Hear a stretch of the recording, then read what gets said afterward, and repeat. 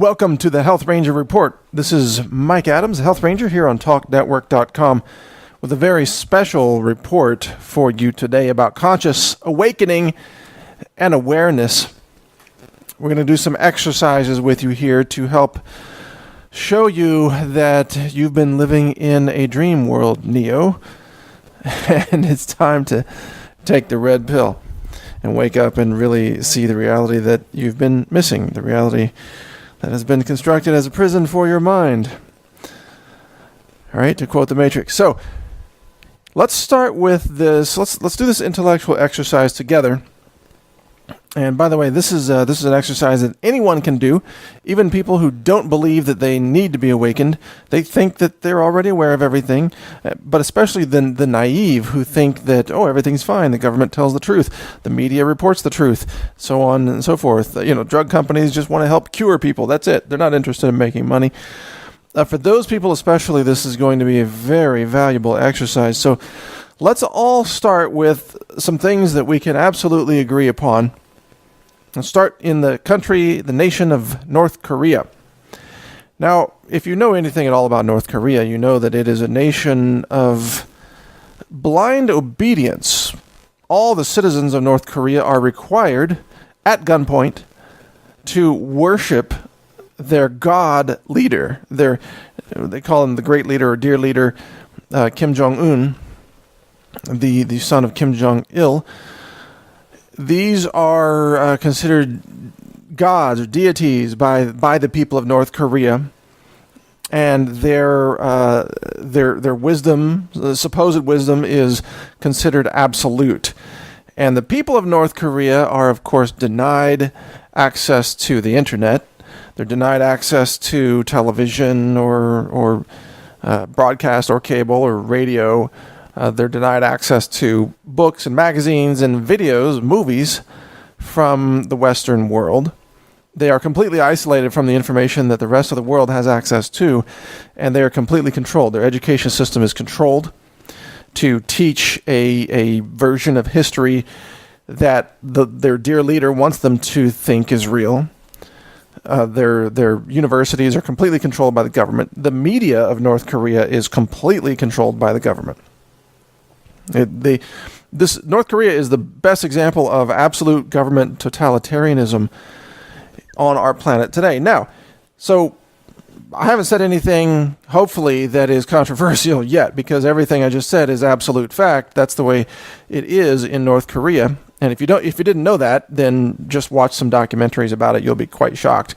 Even when Kim Jong-il died, the citizens were required at gunpoint to cry and sob, and there are these hilarious videos on YouTube showing the citizens having to cry at gunpoint or be arrested and thrown in the gulag, the secret prisons, which are enormous in North Korea. Now, along those lines, there's only one nation, I think, that has a larger prison population than North Korea, and if you are an American, you are living in it. America has the largest prison population in the world, but I'll get to that in a minute. Going back to North Korea, here's the question to you. If you were born in North Korea and you were a North Korean citizen, do you understand that you would be acting just like all the other North Koreans? That you would be worshiping the dear leader, that you would have been taught that false history, you would be propagandized by the fake government-controlled media. Do you understand that? You see, the people of North Korea do not realize that they are being lied to. Most of them don't. There are a few dissidents and people who try to escape and so on, smugglers of information. There's always that underground, radical element that's trying to overthrow the North Korean government. And good for them, by the way. But they are imprisoned and killed and oppressed. Obviously, there's a lot of fear that's used to control the citizens of North Korea. So most of the people of North Korea do not realize that anything that they believe is true is actually false. So this is a very important principle to really understand. And it's a principle that says there are people who live under government regimes around the world who are living in a completely fictional reality that has been constructed for them by their government. Right? So if you agree with that principle, and I hope you do, because if you don't, you're simply not informed or not able to think rationally or not logical or whatever. If you agree with that premise, then we can start to ask the question, well, what other countries exist in our world where the people are living under a completely fabricated reality and the government is lying to them, and the government-controlled media is lying to them, the corporations are lying to them, the school system is lying to them, and so on. Once you understand that that does exist, and that is not a crazy conspiracy theory, that is North Korea today, then you can start to say, well, what about China? What about mainland China? Well, mainland China is also a communist regime, a dictatorial regime, with a lot of controls over information. You have the Great Wall of China, right? You have total censorship of the internet. You have them arresting, sometimes, I think the last arrest was 17,000 so-called dissidents for, quote, internet crimes, which could mean posting a blog talking about the stock market crash, or talking about government corruption, or expressing an opinion that the government doesn't want you to express.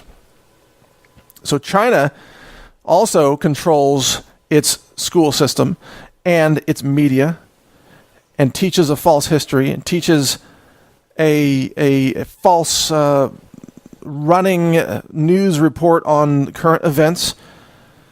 China actually, like when the recent stock market jitters hit mainland China, they were out there, arresting reporters and putting out government propaganda that said everything's going to be fine. This is just a small correction. Keep buying stocks. And they, by the way, they criminalize the selling of many corporate stocks to try to keep that stock market up. So now, hopefully, you understand that the people of North Korea don't realize that they're living in a fictional reality constructed by a fake, a government, a propagandized government. And you also hopefully agree that the people of China are also living in a fabricated reality created by an oppressive dictatorial government. So now we have at least two examples on our planet, and if you start to really look around the world, you're going to find more and more examples. Now here's the real awakening in all of this. If a human being who is born in North Korea, grows up in North Korea or China, and is highly intelligent, an intelligent, capable person, a human being with free will, a conscious mind, a spirit just like you and I, if that person is unable to see outside the matrix in which they are living, then what makes you think that you can see outside the matrix in which you have been living? This is the most important question of this entire report. You see, because what I'm going to suggest is that you are living in a matrix even in America or Canada or the UK, wherever you happen to be listening from. You are living in a matrix. You are living under a government that controls the public schools, that teaches a false history, a government that controls the media and teaches or reports false propaganda as if it were fact. You are living under a regime that is pure theater, a government system of corruption and false narratives that it's played out on a stage for you to keep you enslaved in a system. And those systems may differ economically around the world, but they all have the same goal, which is total enslavement. In America, the enslavement is achieved by consumerism and debt. So you are a debt slave. You are a wage slave. In North Korea, the enslavement is really more blatant. It's gunpoint enslavement, slave labor in the prison camps. In China, it's more of an economic enslavement and dissociation from truthful information to keep people, to limit their choices, especially on political matters. For example, you have the oppression of the Falun Gong meditation group, / Buddhist religion group. China doesn't want people to be able to meditate. They don't want people to be able to achieve higher awareness, and they don't even want people really to practice too much Christianity, although Christianity is rising very quickly in China. But they used to confiscate Bibles and throw people in prison. Well, what do you have in America? You have the criminalization of mind-expanding drugs, for example. I'm not just talking about marijuana. I'm talking about some of the molecules that have been used in experiments that some people say connects them to the divine. There's a great movie on this called DMT, the spirit molecule, and DMT is a molecule that, for some reason, somehow expands human consciousness and allows people to connect to who they are. It's a way to bypass the matrix, and it's found in certain types of mushrooms, by the way. And I've never ever used DMT, so I can't speak from firsthand experience, but in studying what has been written out there, even in clinical scientific settings, when they've done experiments on willing volunteers at universities who were given just a single dose of DMT, a shockingly large percentage of those people reported that it was the single most profound and divine experience of their entire lifetimes. And it changed their outlook on life. It changed their personality from that day forward. It was mind expanding. Now, is there a reason why a society that wants to control people would criminalize that molecule? Yes, of course. It's just another system of enslavement. So there's economic enslavement. There is this banning of chemicals that might open your mind. There is a wage slave kind of imprisonment, debt systems, and of course gunpoint imprisonment. These are all different systems of keeping you down and keeping you enslaved, and they're all systems that are invoked by governments that keep you trapped in a false narrative, completely fabricated, like a Truman Show. You remember that movie with Jim Carrey, Truman Show? You're living in a Truman Show, just like the people of North Korea. And we're going to talk about this more as we come back, so stay tuned. This is the Health Ranger Report here on TalkNetwork.com. We'll be right back. All right, welcome back to the Health Ranger Report here on TalkNetwork.com. This is one of the most important shows I've ever done, and I thank you for listening. I hope you're already learning and expanding your concepts of reality in this. So just to recap so far, we've talked about how people around the world who are raised and born in corrupt government-controlled regimes are unable to see outside that matrix of control, because they have been indoctrinated by it. And, it's interesting to look back in history and ask yourself an honest question. If you were born in Germany in, let's say, 1905 or something, and you were raised as a German citizen and you were part of the German upper class, you were doing well in Germany throughout the boom of the 1920s and the early 1930s, and you were a connected citizen of Germany, which was one of the most advanced societies of the world. In fact, much of the scientific achievement of that era came out of Berlin. The German scientists really dominated the realm of science through 1920s, 1930s, and up until the end of World War II, at which time it shifted more towards American scientists. But if you were part of that society, ask yourself this question: would you have been a Nazi? Would you have been a Nazi? Well, what was the Nazi at the time from the perception of those people? Those people thought it was just the in thing. It was the positively, this is the way Hitler even described it, that they want to improve the world. They want to change the world. They want to promote an enhanced human race, is the way they described it. Eugenics. They would talk about how killing off the elderly as a way to conserve more resources for the betterment of society. They would have posters that say we should kill the handicapped. We should do all these things. The infirm, the diseased, they should all just be euthanized so that we can grow the society for the betterment of everyone. And this very powerful nationalistic message resonated with the German people at the time. especially the upper class, the elite, the politically connected. Those are the exact same people who in America today are the kind of people who are politically connected to the White House, to the Obama administration, to the Nancy Pelosi's of the world. The same kind of people. If you had taken those people and transplanted them into Germany in 1932, I guarantee you they would have been good little Nazis. Why? Because it was the same phenomenon happening. You take the same people, you transplant them into a different country, a different era, but the same kind of events unfolding, they would be right on board with it. Most people don't rock the boat. Most people don't challenge the status quo. Most people don't say anything against their own government.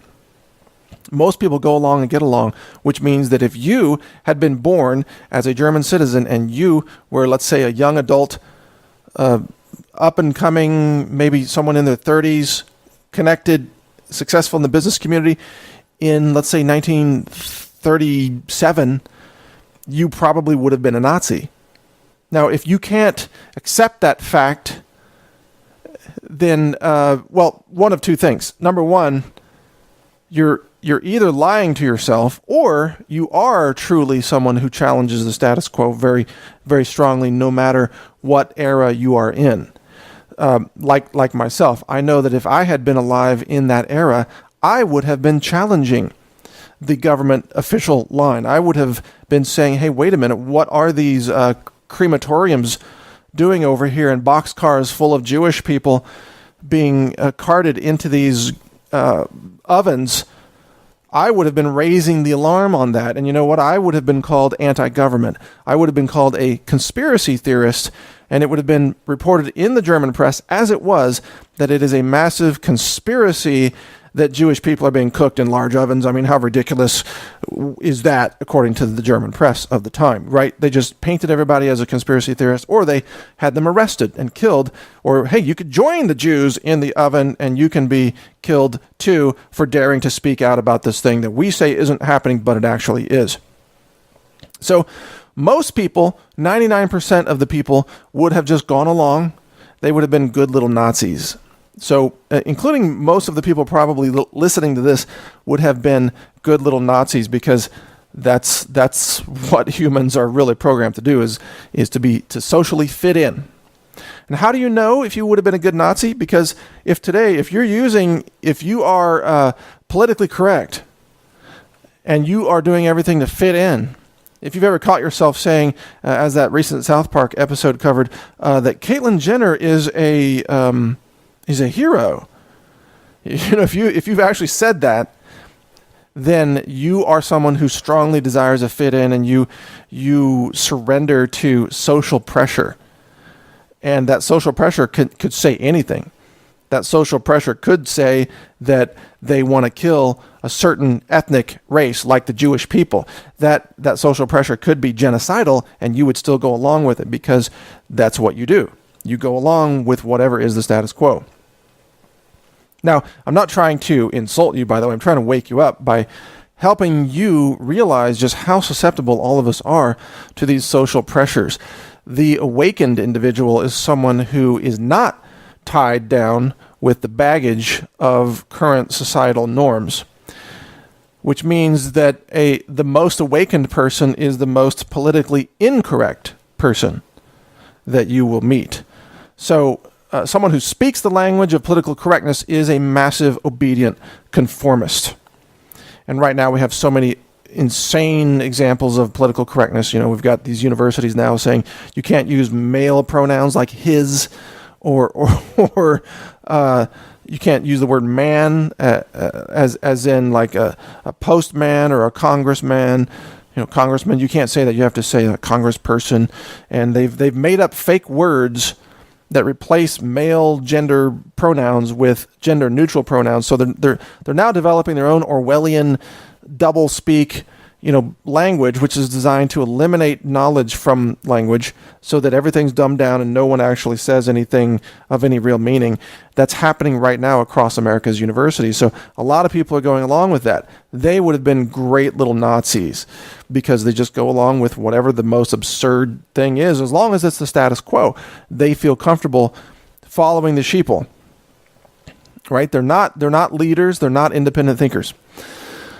The true independent thinkers in every era have never, or I should say rarely, have they ever been popularized in the pop culture of that era.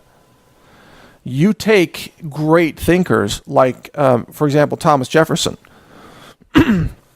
Jefferson was not a super popular person, or even speaking of other founders like John Adams.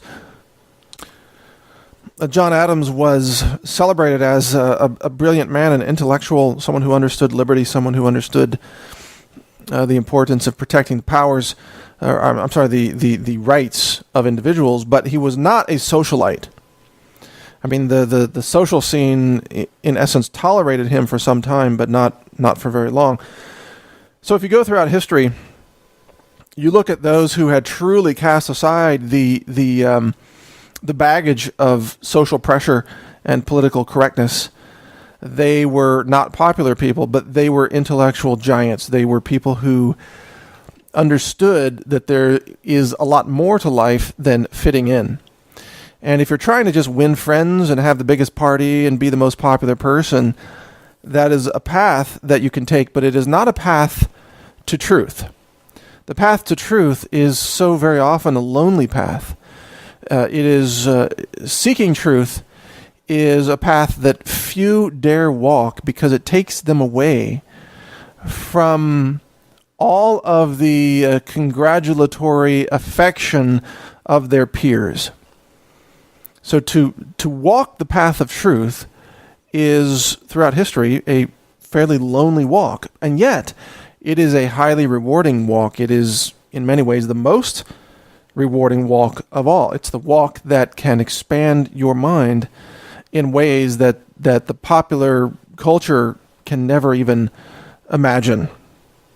And that's why I think you probably are listening to this, because you are an explorer of truth. You are someone who seeks to discover truth, and you're more interested in truth than you are in whatever is the current popular trend. All right? So what is truth? Well, I'll get to that in a minute. Obviously, that's a very complex subject, but you can start by knowing that the things you have been taught in society are definitely not the truth. You have been living in a fictional framework. From almost the day you were born, the things that you were taught even by your own parents are based on the similar societal falsehoods that your parents were taught. And these are societal myths and narratives that are handed down from generation to generation, and there are so many of these myths that unraveling them would take many, many years of study. But I'll give you a few examples. One of the myths, for example, is that government is here to take care of you, or another myth is that everything that exists in the world is material. This is the myth upon which modern science is entirely based, by the way. The reductionism model, really it's called materialism, that assumes that the physical is all that is, and there's nothing that is not either mass or energy. And that's what they believe, and that's why they're so wrong. That's why they miss out on so many truths. Nevertheless, we'll continue this after the break. Hope you're finding this interesting. This is the Health Ranger here on the Health Ranger Report at TalkNetwork.com. Welcome back to the Health Ranger Report. We're talking about how to question your reality, especially when it comes to politics and modern culture, education. Everything around you has been created for you as a fictional construct. You believe many, many falsehoods. Even if you are a truther or an awakened person, there are still many falsehoods that you have to work through and eliminate one by one. The process of awakening is actually a process of deprogramming yourself from all the falsehoods that have been programmed into you by your parents, by your schools, by society, by the CNN, the media, government, your peers, and so on. It's really a deprogramming process. But I want to bring in another really interesting thought experiment here that will show you just how easily you can be hoodwinked by this false reality under which you currently live. Because I know there might be some listening who are still not convinced that they have been hoodwinked. We tend to think that, we individually, that we are sharp people. We are We are on the ball. We can tell the difference between fact and fiction. We each of us tends to really overestimate our ability to discern truth from falsehood. And this is why advertising works on people. This is why it's so effective. You can show ads to people, ads for Coca-Cola or beer or cigarettes or whatever. And those people can watch the ads and literally say to you, yeah, I see those ads, but they don't affect me. I don't let them affect me. They don't change the way I purchase things at the store. They do not affect me in any way whatsoever. And yet, statistically, those people will go out and they will buy those products and they won't know why. That's how effective advertising is, because it works on the emotional level, not the rational level. It bypasses rational logic, bypasses the ability of your brain to filter out false information, and operates at a more animalistic level. So many things in society are designed to work this way, and that's how they bypass your rational thinking. This is why so many of the political agendas, like gun control, are framed in the language of emotion. They stage a mass shooting, they show a lot of blood, they have children paraded on the TV screen as being killed, and sometimes it's real, sometimes it's complete theater. And what matters to them, though, is that it's a strong emotional narrative that bypasses your rational thinking. So mass shootings are played out in front of you on on the world's stage in exactly the same way that emotional advertising gets you to buy Tide laundry detergent. It's the same method. It's emotional social engineering, and it's used in politics, elections. It's used in political agendas. It's used in advertising. It's used in so many areas of modern society that it would blow your mind if you started to really peel back the curtain on these and see just all the ways that you have been manipulated. But there's one area that I really want to draw your attention to, and that is dreaming. I'm talking about REM sleep. At night, you're having a dream. Now, think about what is a dream really from an experiential point of view. In this dream, you feel as if the dream is real. And the dream is actually played out for your conscious mind as a simulation constructed by your unconscious mind. So this dream is a form of theater, and this theater can involve, bizarre things. Many people dream of flying or swimming underwater or sometimes speaking other languages or living in different countries or traveling to the moon or whatever. And no matter how absurd the dream is, you think it's real. You're there, your consciousness is there experiencing the dream, and even though that dream may have you in a totally different location, geography, it may even have you at a different age than what you are now, it may have you in different circumstances, totally different, living in a different house or whatever, you think it's real. And why is that? Why do you think a dream is real when it's obviously, rationally, not real? Because some of the facts don't match up with what you should know about your life, how old you are, who's your husband or wife, what house you live in, where you work, what school you went to, what city you live in, and so on. If those facts don't match up, you should be thinking to yourself, wait a minute, this doesn't seem real. Maybe I'm dreaming. That, by the way, that thought of, hey, maybe I'm dreaming, that thought is called lucid dreaming. The word lucid coming from lucidity, meaning awareness. So it's called lucid dreaming when you become self-aware in a dream. And many people are very skilled at doing this. They can, through effort and training, they can become lucid in the dream, and then they can take over the dream. Instead of the dream being played out to them as a form of theater, they are able to then rewrite the script of that in real time and change the dream as they're going along to say, wait a minute, I don't want this dream to work this way. Let's do something different. They can change the characters, change the scene. They can fly. They can swim underwater. Some people have even been able to literally, well, I can't say literally, consciously transform their bodies in the dreams into, believe it or not, other animals or shapes or beings. It sounds kind of weird, but these are just experiments that people have done to try to determine what are the boundaries. Like in your dream, are you limited to your physical body? And the answer is no. You can change it once you take control of the dream. But this ability to question your dream and become aware in your dream is very rare. Most people never experience this in their entire lives.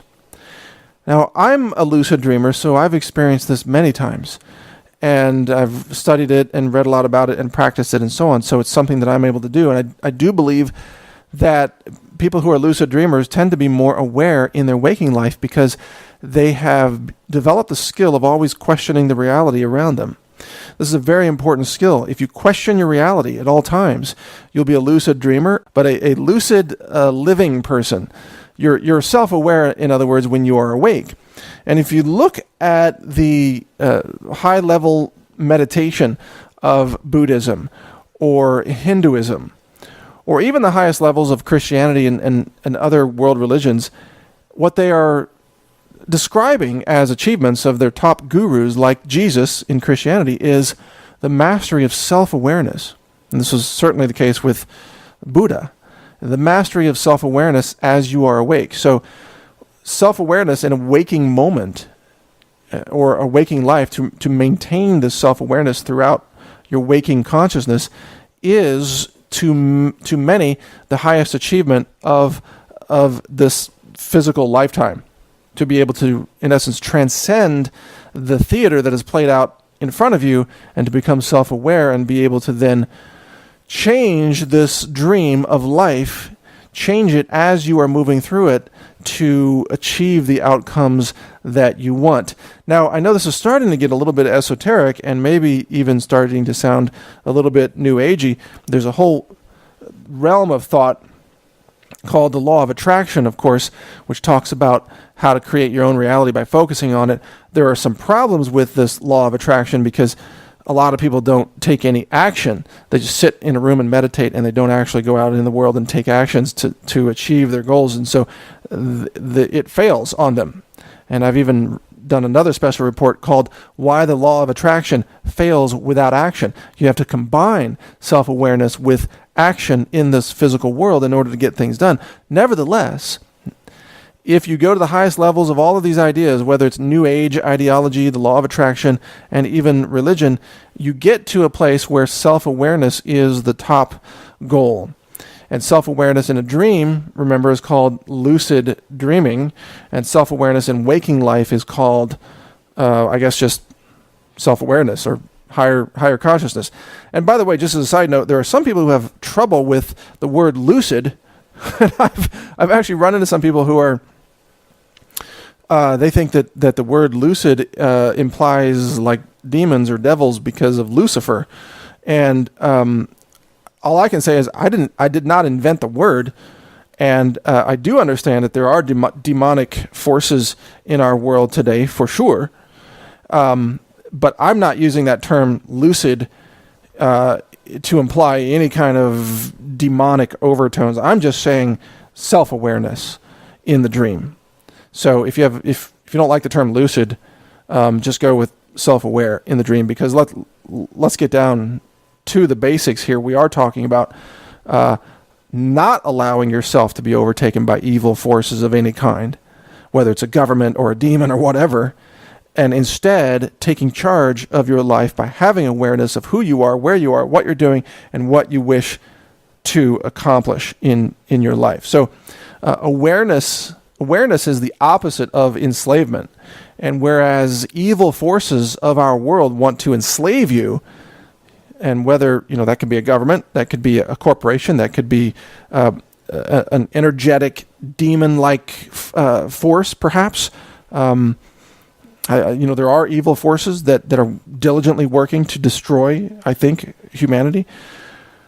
But it could also be something just simpler, like, your local corrupt government wants to economically enslave you. And then self-awareness is freedom. So once you can escape these fictions that have been played out for you, that have been constructed all around you, then you are able to achieve real freedom. And so I know we've gone pretty far down the rabbit hole here already, but starting from where we began this talk with North Korea, how can you know that you are self-aware if the people of North Korea they don't realize they're being lied to, and the people of China don't realize they're being lied to. And if you were a German citizen in 1935, you wouldn't realize that you were being lied to. Well, how can you possibly think that if you're living in America today, how can you possibly think that you know the truth? You don't have any knowledge outside of what the system has spoon-fed you. And that's all I'm trying to get you to realize, is that you have been lied to so much that you can't even see the prison that's been constructed for you. And if you're not a self-aware dreamer, then you're probably not used to practicing self-awareness in your waking life, which means you're probably not used to questioning the reality that's playing out for you every day, which means you're probably being controlled, being manipulated. The script is written for you. You are not writing the script of what happens in your life. That script is written for you. And I don't like that, and you probably don't like that. So when we come back in the next final segment, I'm going to share with you more ideas of how you can break free from that enslavement and direct your life in a self-aware, high consciousness way that creates abundance and creates spiritual truth and gets you closer to the divine, whatever you consider that to be. So we'll talk about that when we come back. Stay tuned. This is the Health Ranger Report on TalkNetwork.com. All right, welcome back. In this final segment, I'm going to cover ways that you can practice self-awareness. I want to strengthen your self-awareness muscles, so to speak. And these are mental exercises, but really they're beyond the brain. They are exercises of consciousness, the non-physical part of you, the mind, if you will, the spirit. There are things that you can do on a regular basis to become more self-aware. And self-awareness, again, is what is going to set you free and keep you free.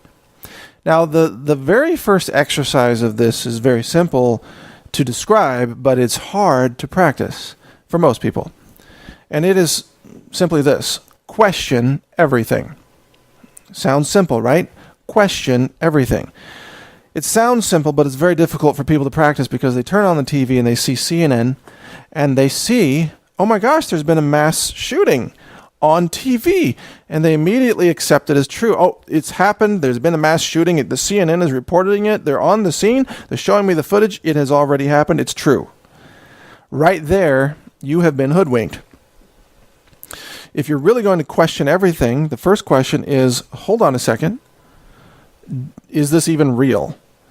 Was this staged? Are there actors involved instead of real people? And I'm not saying every mass shooting is fake, by the way. Don't assume that that's the takeaway from this. There is real violence in our world, obviously, but we know that some of them have been faked. So the correct question, whether it's real or not, is to ask, is this real? And start looking for evidence of it being fake. This is an awareness exercise. Question everything, especially things that are told to you from sources that we know have already been corrupted by false authority, which is usually the government, the media, academic institutions, and so on. So let's say that you're reading in a magazine and there's been a scientific advancement that says we've found the gene for cancer, and we're going to be able to cure cancer by turning off this gene. Now, if you're gullible like most people, you're going to say, "Wow, that is so cool. These scientists are really making progress. We're going to conquer this disease." But of course, that's complete nonsense. A skeptical or self-aware person would immediately say, well, "Wait a minute. We know the industry of cancer doesn't want to cure cancer because they would all lose their jobs. It is a multi-billion-dollar industry. Actually, it's almost $1 trillion industry globally. Do you think $1 trillion industry would voluntarily self-destruct by curing the disease that makes them rich?" See, these are the thoughts of someone who is actually intelligent, self-aware, conscious, awakened, right? It doesn't mean you have to be a cynic on everything, but you do have to question everything. So no matter what is happening around you, question the motives behind it, question the factuality behind it, question, is it real? Is it not real? Even, we're in an election cycle right now. Politicians make promises. They make promises and they sound sincere. No one sounded more sincere than Barack Obama. except maybe Bill Clinton. He sounded pretty darn sincere too. So they make these sincere claims. Do they actually keep them? Of course not. So whatever they're saying on the campaign trail is just theater. It's designed, it's like an act. Here's Act 1, and then there's intermission. Here's Act 2. Barack Obama on stage telling you what he wants you to think he's going to do so that you vote for him, and then he later ignores everything that he promised and doesn't do any of them. And this is repeated over and over again, election after election. People fall for the promises, not realizing, hey, I should be self-aware, I should be awake, I should be questioning this so-called verbal reality that's being put forth by this speaker. Barack Obama, like all highly charismatic speakers, is able to, in essence, influence your mind to think false things are real. And that's how they control you. They literally get you emotionally involved into thinking, wow, this is amazing. Remember that woman that was crying with joy at the Obama election, screaming about, we're going to get free rent or something like that? Even she's on the record now saying that she was hoodwinked. Obama didn't keep his promises. But this is how politicians work the system, to take you away from conscious thinking and into automatic emotional reactions. And that's how they control you. Now, when it comes to dreaming, I encourage you to study lucid dreaming, as it's called, or self-aware dreaming. And you can become good at this. There are ways that you can practice this. Now, one of the ways to practice it, by the way, is to start questioning everything in your waking life and make it a habit, so that when you're in your dream, you're going to have the same habit and you'll start questioning things in your dream. But there's something very interesting that happens when you start to do this. And because I'm an experienced lucid dreamer, I can tell you how this works. One of the interesting things that happens in dreams is that text on signs will often morph and change right in front of you. If you read a sign in your dream, and then you look away, and then you look back at the same sign, and you read it again, it may say something different. This is classic kind of dream behavior. So one of the tips is that when you're awake in your life, read all the signs that you encounter in your waking life, and then look away and look back at the sign again and read it again and see if it's different. Now, you may think this is a silly exercise. It sounds silly. But actually, the reason it works is because if you're doing this during all your waking hours, when you are dreaming, you will think you are awake. It doesn't feel like a dream. Otherwise, you would have already known it. It feels like you're awake. So you have to practice doing this all the time that you're awake.